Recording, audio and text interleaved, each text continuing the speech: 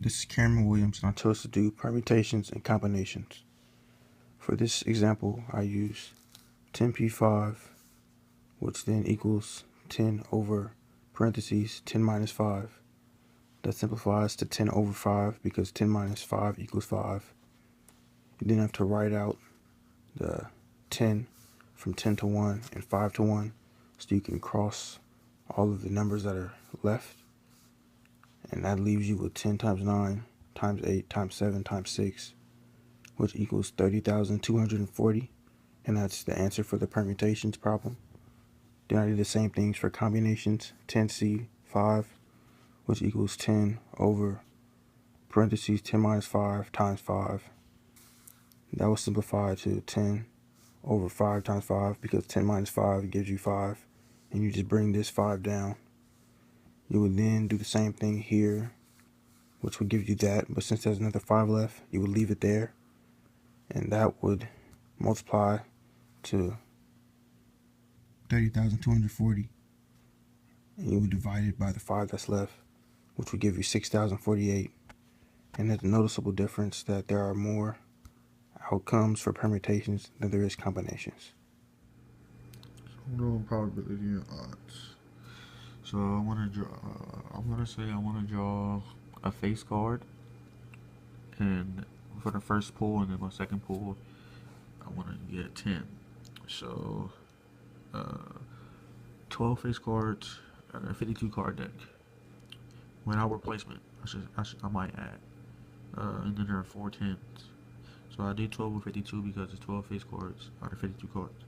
And then I did 4 over 51 because there's 4 tens, but only 51 cards because when you first pull, you're not putting that back in. So your first pull it's just say it's a face card, you're not putting that face card back in the deck. So it's only 51 cards left. And it's and means multiply. So when you multiply, you get 12 by 663, and then it's divisible by 3. So the probability of you pulling a face card and then a 10 when your first two pulls is 4 out of 221, which is not very likely. Fundamental counting principle. The rule of the fundamental counting principle is you take the number of ways each event is occurring and multiply them. So let's say we go to a sandwich shop. There's 5 types of bread, 8 types of meat, 6 types of cheese. How many different sandwiches can we make? So the bread, we see that there's 5, so we just use the 5. Meat, we see that there's 8, so we just use the 8. And cheese, we see that there's 6, so we just use the 6. Then we multiply them all up.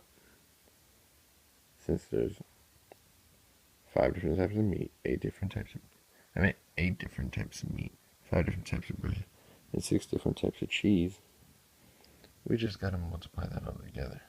We see that's 240 different ways, 240 different sandwich choices. Relative frequency tables. We are given a data table that shows SUV and sports cars. It also shows accidents and non-accidents. For SUV accidents, there's 28. SUV non-accidents, there are 97. For sports car accidents, there's 35. And sports car non-accidents, there's 104. So we know that in total there are 63 accidents because we add up 28 plus 35. And we know that there's 201 non-accidents because we add up 97 and 104. We also know that there is 125 SUVs because we add up 28 and 97. And we know that there are 139 sports cars because we add up 35 and 104. So to find the relative frequency, we just take the total of number of cars, which is 264 because we just add up all of those. And we just divide by each of the given numbers in our data table. So for example, the 28 accidents for SUV divided by 264, the 35 accidents for sports car divided by 264, the 97 non-accidents for SUV divided by 264, and the 104 sports car non-accidents divided by 264. And then we round to the nearest hundredth place. We get these numbers, which then become fractions when we take them at a decimal form. And we see that 11% of SUVs were accidents and 37% of SUVs were non-accidents. we see that 13% of sports cars were accidents and 39% of sports cars were non-accidents. All when you take all of them put together. Thank you, Mr. Soohoo. Love you dearly. That was relative frequency. So your life lesson was about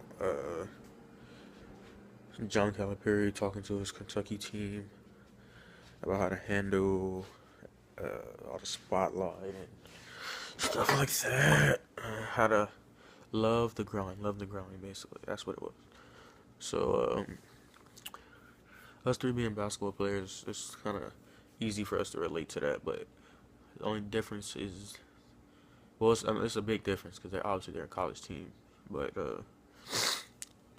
us, like, we don't have the spotlight like they do, but we have a lot of eyes on us as far as how we act, how we behave around campus, how we perform in the classroom, how we represent ourselves outside of school.